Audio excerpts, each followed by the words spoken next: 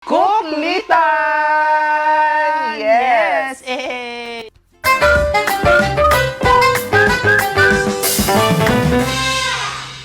Oh, Eh!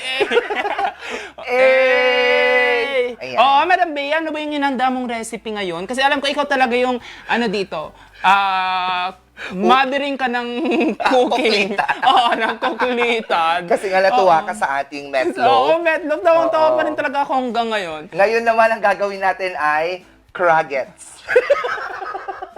No. Ano ang craggets? Oh, ano? Cracker nuggets. Uy! Naku, napaka-sosyal gagawa naman. Oo naman, super social yan kasi hindi natin kailangan ng mga mamahaling ingredients.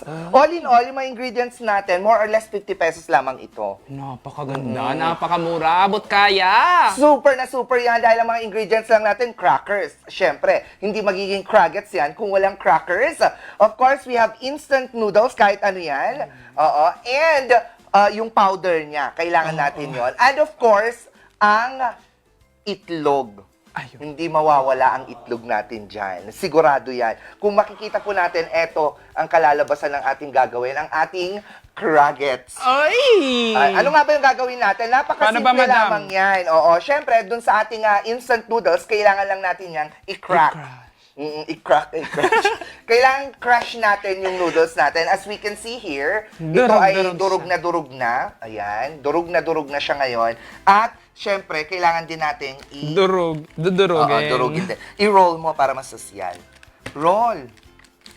Hindi, ito yung i-roll mo. Ganyan. Akala ko bumukpok yan. Pero hindi niya kaya.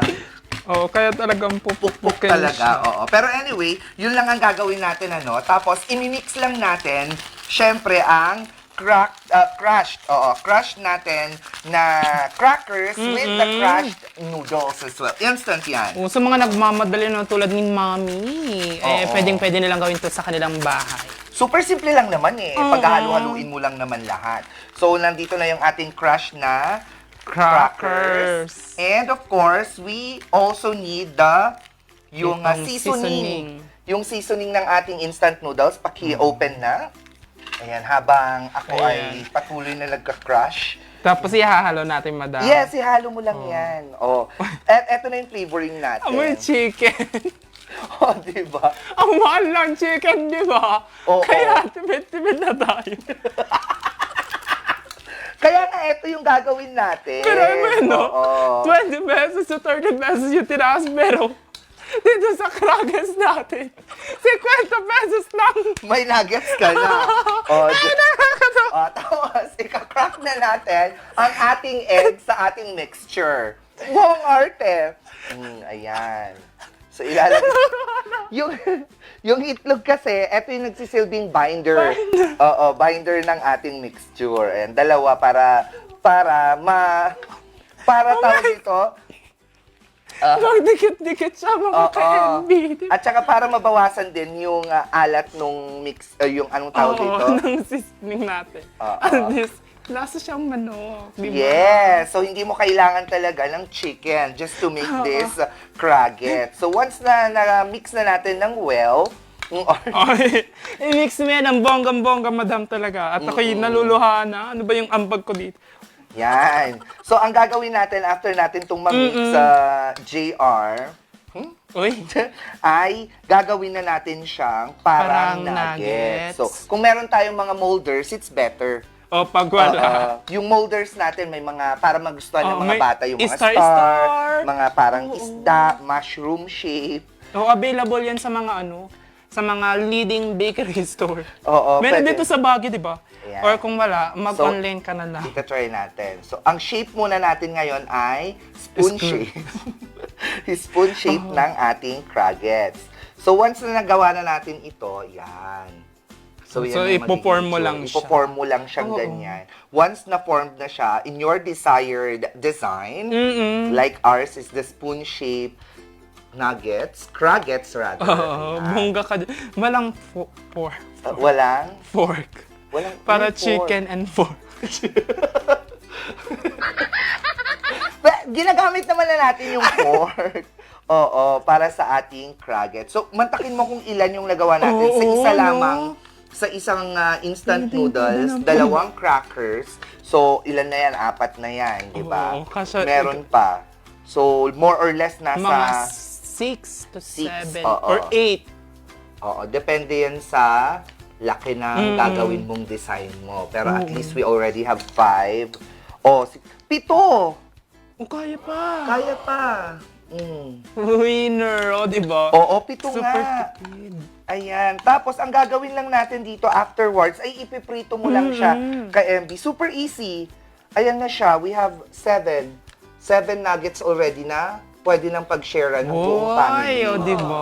Ang gagawin mo na lang dito ay to make prito-prito this Oo, one. kung gusto mo i-air fryer or gusto mong ibabad talaga siya sa oil, it's your decision. Yes. At eto na nga ang magiging final product natin, ang ating fried crackets or cracker nuggets. This time, kailangan na nating tikman Tikman. yung hindi pa luto. Yes! Tika lang. Hindi yung luto, yung luto na. syempre. Oo, sige. It's May time. ketchup naman tayo. May ketchup ka. Dali. Ay, Oo, ito. buksan mo na. Para matikman na nating dalawa yung ating Yung chicken flavor na crackets. crackets. So, di Kasi ba, pwede winner? rin beef. O, sige. Pwede rin beef flavor. Oo, para maiba-iba din naman yung lasa. May Kung gusto chicken. nila, seafood. Seafood! Diba? Perfect yan. Sige na, lagyan mo Kompleto, na. ang mahal-mahal ko yun. Ang mahal-mahal. Uy, ang mahal ng hipon ah. Uy, ikaw din. Kulang yung ketchup. Gusto ko lang mas madami. Madami. Sige. Ayan, ikaw Sige din. nga, sige. Para siyang hash browns tuloy, ano? O, di ba? Ang, Oo. at least, Oh, cheers!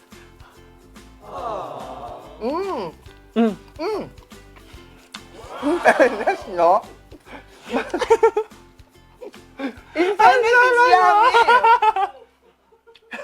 Hindi seryoso, masarap siya! Mantakin mo yan, meron ka ng crackets, gawa sa crackers with noodles na nuggets. Masarap siguro ito kapag kwan na. Talaga nakisaw-sawa sa ketchup niya. Masarap siguro ito sa with kanin din, ano? Uminom. Uy, pero masarap ah. Ang feeling. Dahil pwede itong pang-ulam, pwede din pang-merienda. So, in less than 50 pesos, meron ka ng 7 na crackets. So, tamang-tama lang ito sa mga mommies natin na nagtitipid. Tsaka nagmamadali din. Lalo na't pasukan na naman, ano? Nako, eto na nga. Mantakin mo kung ilang minutes lang natin siya ginawa. Oo. Less than 5 minutes, we're already done. The prito time is like around 3. 3.